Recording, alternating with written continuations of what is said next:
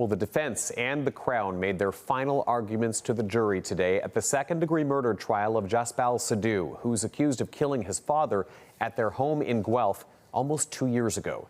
CTV's Colton Wiens just back from the courtroom with the latest now. Colton. Well, Tony, the Crown suggested Jaspal chased Balbir around the house and stabbed him multiple times, pointing to inconsistencies in Jaspal's story, while Jaspal has told court his father attacked him and he was trying to defend himself the entire time.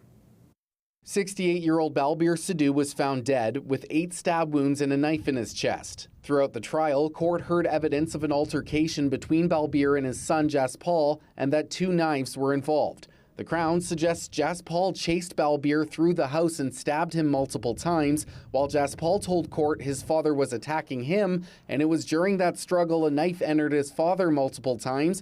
He says his father then tripped, causing Jaspal's body to drive a knife into Balbir's chest. During his closing statement, defense attorney David Doney told the jury his client was always acting in self-defense. Doney also arguing the police body camera footage showed Jaspal telling officers he was trying to stop his father from attacking him, and the footage only showed what happened after Balbir died, saying there's no ability to know precisely what happened. Doney added Jaspal's DNA was not found on the knife found in Balbir's chest. Doney called what happened a tragedy, but reiterated his client was only defending himself against the aggression of his father, who had these knives. Doney argued based on that, Sidhu should be found not guilty.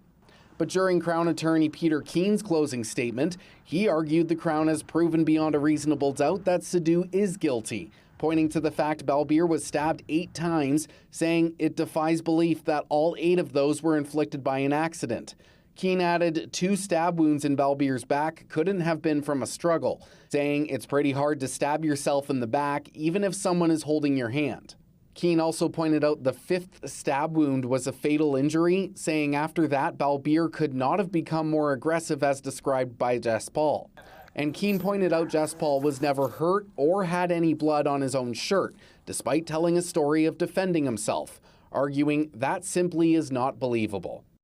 Now, the judge will charge the 12-person jury tomorrow. She's anticipated that will take most of the morning. After that, deliberations will begin. Tony. All right, Colton Wiens, thank you very much for the latest on that trial.